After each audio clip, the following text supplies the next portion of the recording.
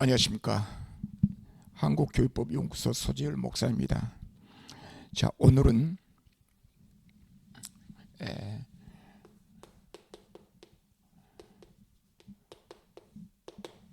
원룸 목사와 예우에 관해서 한번 알아보도록 하겠습니다.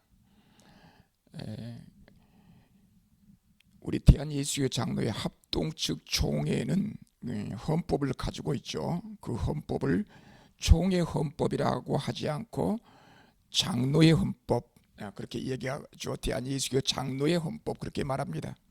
약칭해서 장로회 헌법이라고 하는데, 장로회 헌법에는 특정한 어떤 목사가 지 교회를 섬기는 형편에 따라 부르는 칭호가 있습니다. 위임 목사가 있고 담임 목사가 있고 부목사가 있고 선교 목사가 있고 선교사가 있고 등 다양한 실무 형편에 따른 목사의 칭호들로 구성되어 있습니다. 그 가운데 원로 목사 제도가 있는데, 원로 목사란 동일 교회에서 20년 이상 시무한 이후에 정년으로 말미암아 은퇴하는 경우가 있습니다. 물론 정년 전에 은퇴한 경우도 있습니다. 정년 전에 은퇴를 하든 정년으로 인하여 은퇴를 하든 동일 교회에서 20년 이상 시무하였을 경우 은퇴 이후에 본 교회와 명예적 관계를 계속 유지하기 위하여 공동회에 출석해온 과반수 찬성으로 원로 목사를 청빙하기로 원로 목사를 추대하기로 결의한 다음에 노회에다가 청원을 합니다. 아무개 목사님이 본 교회에서 20년 이상 시무하였으므로 저희 교회와 명예적 좋은 관계를 유지하기 위하여 공동의회를 통하여 원로 목사로 추대하였사오니 소속 노회가 승인해 주세요라고 노회에다가 원로 목사 추대 청원을 합니다. 그러면 노회는 원로 목사로 추대를 해 줌으로써, 승인해 줌으로써 아무개 교회 원로 목사가 되죠. 원로 목사 칭호를 부여받게 되죠. 문제는 원로 목사로 추대할 때에, 원로 목사로 추대한다는 것은 그 원로 목사에 대한 원로 목사에 대한 예우를 결정을 하게 됩니다. 원로 목사 정년으로 인하여 은퇴할 때에 노후 생활 보장을 위하여 그 본 교회가 추대된 원로 목사님에게 어떤 예우를 해줄 것인지 결정을 하게 되는 것이죠. 예를 들어서 원로 목사에게 사택을 제공한다. 두 번째, 매월 생활비로서 생활비를 얼마 지급한다 등 예우를 결정하게 되죠. 특별히 세 번째, 은퇴 공로금, 퇴직금은 법정 퇴직금이기 때문에 그런 흥정의 대상이 되지 않습니다. 근무한 연수에다가 매월 사례비를 곱한 게 법정 퇴직금인데, 퇴직금은 흥정의 대상이 되지 않습니다. 그건 퇴직금은 당연히 지급해야 되고요. 은퇴 공로금을 지급하게 되는데, 이 은퇴 공로금이 만만치가 않아요. 20년 동안 교회를 위해서 헌신했고 봉사했고 교회를 개척해서 당신의 모든 재산을 교회에 투자해서 헌금해서 이만큼만 교회로 성장하게 되었는데, 은퇴할 때 특별한 공로를 인정해서 공로금을 지급할 때 이것이 금액이 작은 금액이 아니죠. 몇 억, 수십억 그런 금액에 해당된 경우가 많이 있습니다. 자, 그러면 이와 같은 원로 목사에 대한 애우금으로서, 애우에 있어서 이러한 재정 집행을 할 때 늘 조심해야 됩니다. 자, 서울 근교에서 어떤 교회 분란이 일어났는데, 이 애우 은퇴금을 재직해서 결의를 하여 집행을 해버렸어요. 그래서 나중에 교회가 분란이 일어나는 겁니다.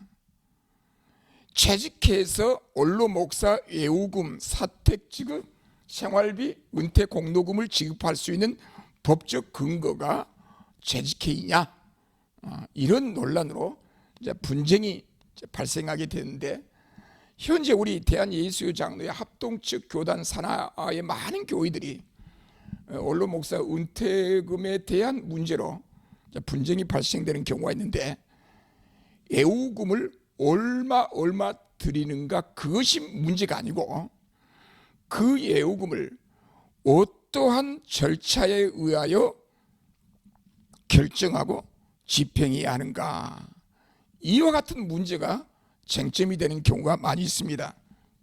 교회는 의결기관과 집행기관이 있습니다. 의결기관은 공동의회이고 집행기관은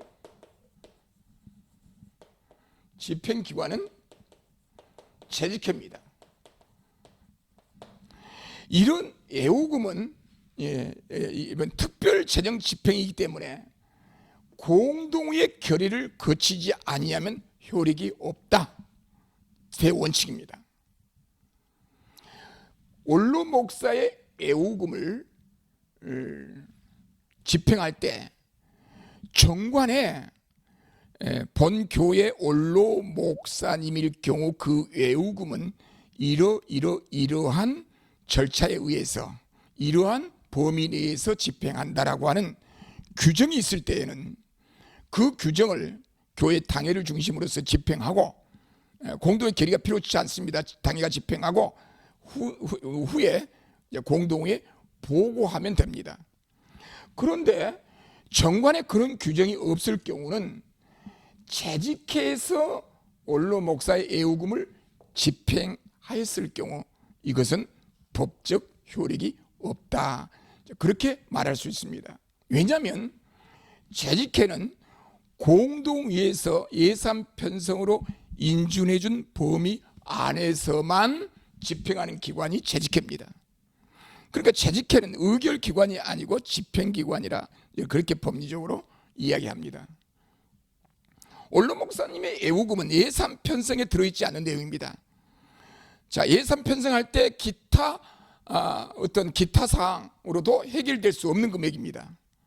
따라서 이제 원로 목사님의 은퇴로 인해서 애우금을 집행해야 되는 특별한 사정이 발생했을 때는 반드시 공동의 결의를 거쳐야 법적 효력이 발생한다는 점을 꼭 명심할 필요가 있습니다. 자, 재직회에서 원로 목사님의 애우금으로 은퇴 공로금을 매덕 드리고 생활비, 사택을 제공하는 결의를 재직회에서 했다, 이것은 원천무효가 됩니다. 결의했다고 하여 집행되는 것이 아니라, 효력이 있는 것이 아니고 재직회에서 그런 결의를 했다고 한다면 그것은 법적 효력이 없다. 교회 정관에 담임 목사님의 애우금은 재직회에서 결정한다라고 하는 규정이 있으면 가능합니다. 그런 규정이 없다고 한다면 반드시 공동회에서 원로 목사님의 애우금을 결정해야 합니다. 가령 공동회에서 구체적으로 사택을 지급하는 문제, 생활비 매월 얼마씩 지급하는 문제, 공로, 은퇴 공로금을 몇 억 집행하는 그 문제를 공동위에서 집행하지 않고 재직회에서 집행하였을 경우 이것은 재직회가 그런 권한 행사를 할 수 없음에도 불구하고 위법적으로 그런 결정을 하였으므로 효력이 없다. 이것이 계속된 대법원의 판례법리로 이어지고 있습니다. 따라서 정관의 규정이 있으면 그대로 하지만 정관의 규정이 없을 경우는 반드시 공동의 결의를 통해서 결정해야 한다는 점. 자, 공동의회에서 원로 목사 예우금을 결정할 때 사택 문제, 매월 생활비 문제, 은퇴 공로금 문제 등을 당회에다가 위임하여 처리하기로 결의하면 그것이 법입니다.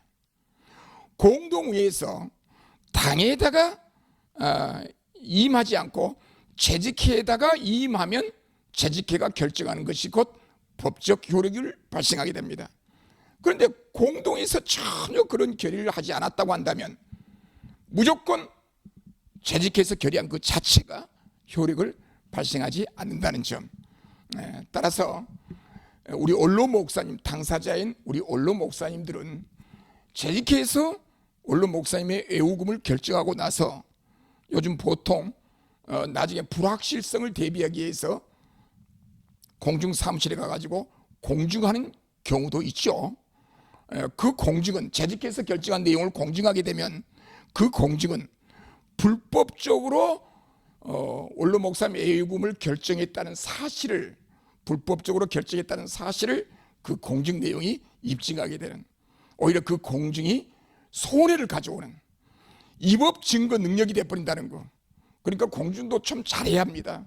따라서 공동회에서 의결권을 가진 회원들이 공동회로 모여서 원로 목사님의 애우금을 결정해야 한다는 점.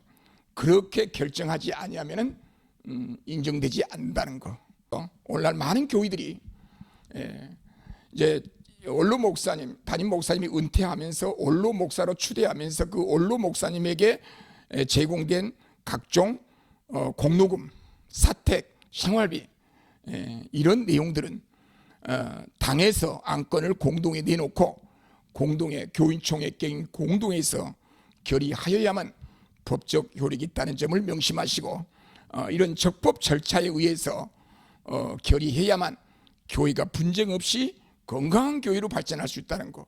그러나 이런 절차를 외면하고 권한 없는 재직회에서 원로 목사님의 애우금을 결정하고 나서 그걸 적법한 절차라고 주장했을 때 이제 항상 교회는 이제 반대급부가 있겠죠. 반대 측에서 이건 법적 효력이 없다, 원칙과 법리를 제기했을 때 그것은 당연히 무너진다는 점. 그래서 적법한 절차가 모든 교회 교우들을 설득하는 힘이라는 사실을 우리가 인지하고 바르게 교회를 섬겨갔으면 좋겠습니다.